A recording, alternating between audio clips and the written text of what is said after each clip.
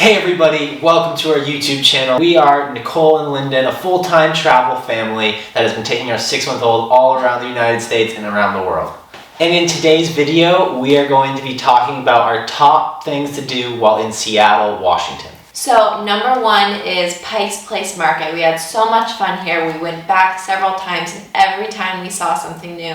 One of the first things we did was go to Chihuly World Class Deli, and here we split a roast beef sandwich and it was so good. Oh my gosh, we would eat that over and over and over again if we could. Our next recommendation is the first Starbucks ever. The OG Starbucks. OG. The most interesting thing about it was that the logo is completely different. And when you're at this Starbucks, you can buy the merch where you can't buy anywhere else with this logo. We ordered just what their special was for the day, which was a strawberry and a cookies and cream latte, and it was so good, you guys, so good. We also went to a store called Market Spice, and here they have spices from all over the world. There are spices we didn't even know the names of, we've never seen them or heard of them, anything.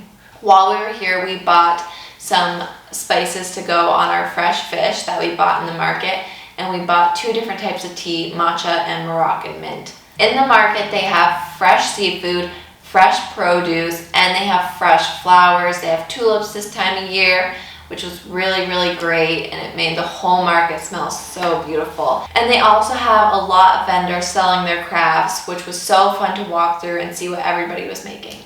Hey, Lyndon from the future here. I'm in the middle of editing this current video, and we realized that we forgot to tell you about the gum wall in Pikes Place Market.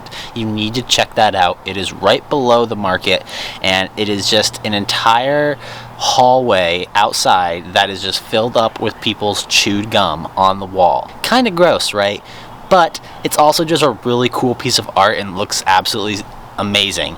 I don't know who came up with this idea, but props to them. Not sanitary, but very beautiful. Number 2.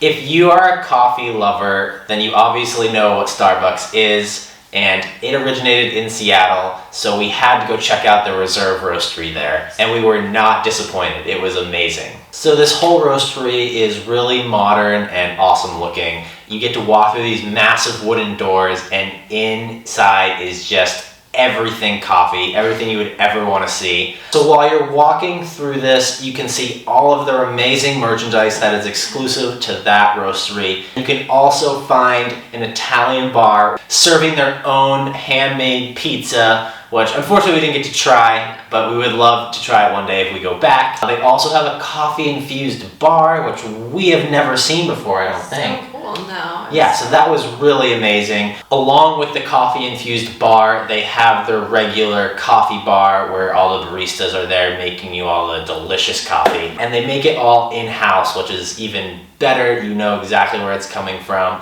and you can see it happening right in front of your eyes. And one thing that we didn't know is that coffee beans actually start out white. So whatever you see in the store is not what they actually look like. Those are post-roast. So while we were there, we decided to get a flight of all different types of coffees, and it was honestly just so delicious. My dad doesn't think coffee's delicious. And how about you, Dad? It's delightfully awful. But everybody else thinks coffee is delicious. Sorry, Dad. So in this flight, we tried 3 different coffees. The first coffee was Gravitas, the second was a Brazil coffee, and the third was Papua New Guinea. All absolutely spectacular and delicious.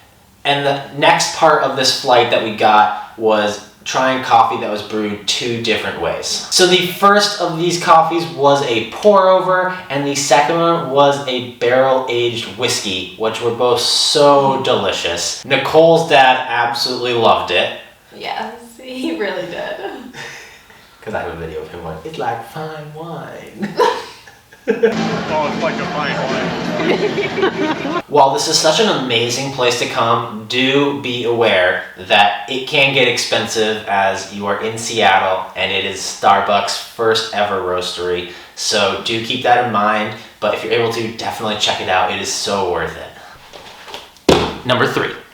So the next thing we did was walk through the Chihuly glass garden. All of the art was created by Dale Chihuly, and it is absolutely beautiful to walk through. You can make it as long or as short as you want. I think we maybe spent 15-20 minutes, whereas our parents spent closer to 30 minutes walking through. So that's really nice about this place. To see the Chihuly glass garden alone, it is $32, but if you want to combine it with the Space Needle, it's $57. Overall, we really recommend combining the two experiences as both are just so beautiful and unique to Seattle.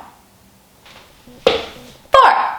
The next place we chose to go to was the Space Needle. Yes, very touristy, but if you're only going to be there once, you have to go and check it out. This costs $35 per person, but like Nicole said in the last bit, if you combine it with the glass garden, it's $57 for both of them, so it's actually a better deal to do that. So once you get inside the Space Needle, you'll be able to walk through a hallway where it shows all the history, how it was built, all that amazing stuff. Then you will take an elevator all the way up to the top where there are 2 viewing platforms. The first viewing platform is just a regular floor that you can walk around and get a 360-degree view.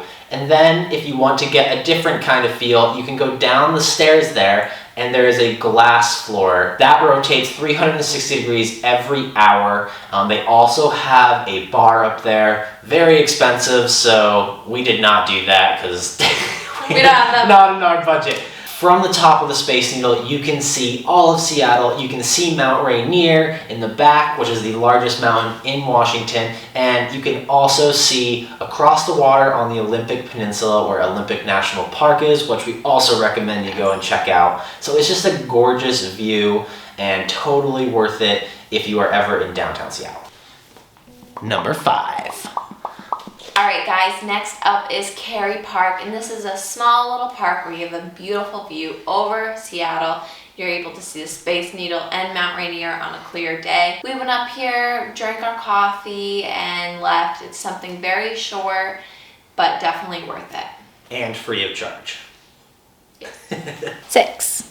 So the way we ended our time in Seattle was absolutely amazing. We got to go to a Seattle Mariners baseball game. I've been to plenty of baseball games in my life, but Nicole here has not been to any professional sports event ever, which was shocking to me. Anyways, we got to go there for a little date night. Our parents took Arlo for us, and we just had a blast. We got to eat all the typical baseball food, including like hot dogs, kettle corn, which she loved. It was just so much fun. The game wasn't that close, it was 5-0, but the environment was just so surreal and so amazing. Nicole and I were singing away. We did the wave, so we just like getting really into it, which made the experience really awesome. So overall, Seattle was an amazing city. It had so much to do and so much to see, as well as all the surrounding national parks you can go to as well. So definitely, if you're going to go to the Pacific Northwest, check out Seattle. You will love it. Alright guys, thank you for watching this video, and as always, it would mean the world to us if you like and subscribe, especially Arlo. Don't make the baby sad. Don't make him cry. Jeez, you're so aggressive. And with that, we will see you guys next week.